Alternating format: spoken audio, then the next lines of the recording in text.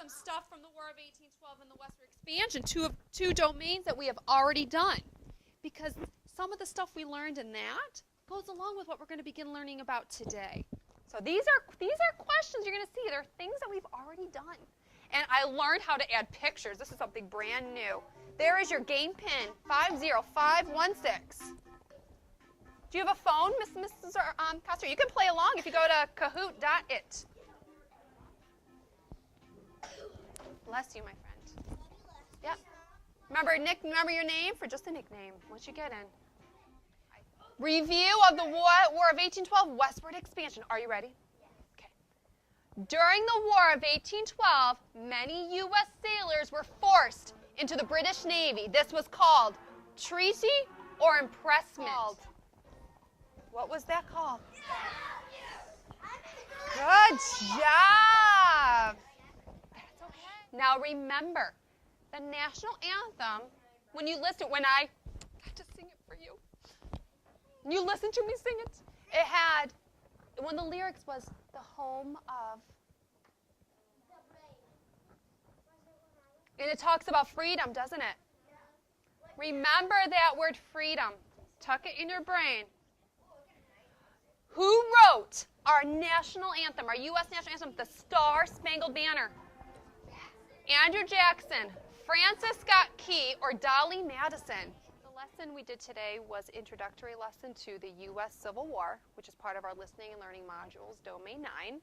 So we began the lesson with an activity called Kahoot, where it's a quiz, but it activated the prior knowledge of some things we did with the westward expansion, the War of 1812 from up to 2 months ago, but tying in some of that vocabulary like impressment or how people might have been forced to do things. So it tied in some of that vocabulary to kind of bring them to where we are today for our domain on the Civil War. All right, nice job with Kahoot. So we talked about a lot of words. We talked about Sequoia and how he left a legacy, and how Harriet Tubman is also going to be leaving a legacy. So your read aloud today is about Harriet Tubman, and her nickname as a child was Minty, and you're going to hear about her life as a child today, leading to where she is going to be leaving a legacy for America. She lived and worked before, during, and after what was called the Civil War.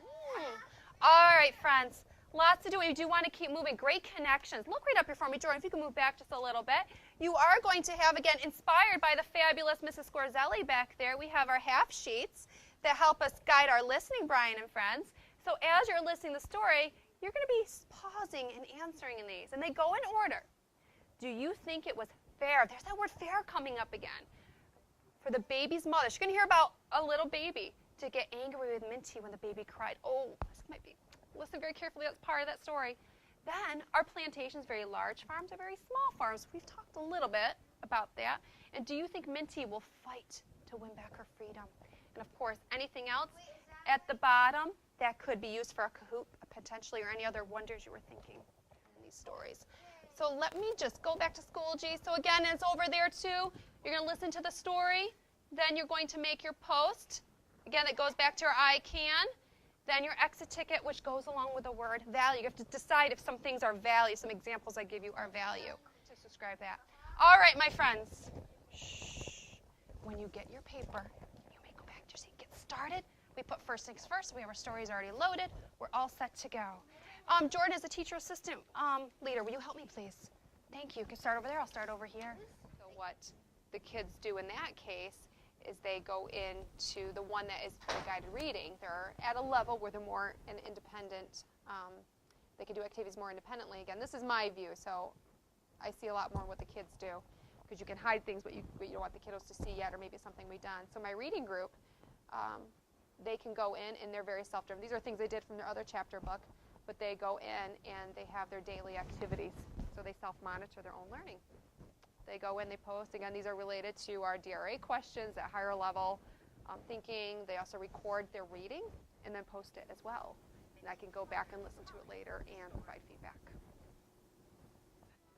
What's nice about these lessons too and having these stories is that parents can go on and they can have their child listen to the story if they're absent, to make up stories, so they're staying on top of things. Parents can also go in and simply see how their child is doing and check in on their responses. Often we do culminating projects with many of these domains, and I'll send a note home that says, you know, check out your child's work on Schoology, and then the parents send in a little feedback form, you know, little handwritten feedback form on what they thought of it. So that way I get to see too, you know, who has definitely checked it out. And the kids are excited to share this with you and what they're doing. These students have become so empowered. They are very self-driven. They synergize. There's constant collaboration. They're problem solvers. Their critical thinking skills are outstanding. I'm just really excited for what the future brings.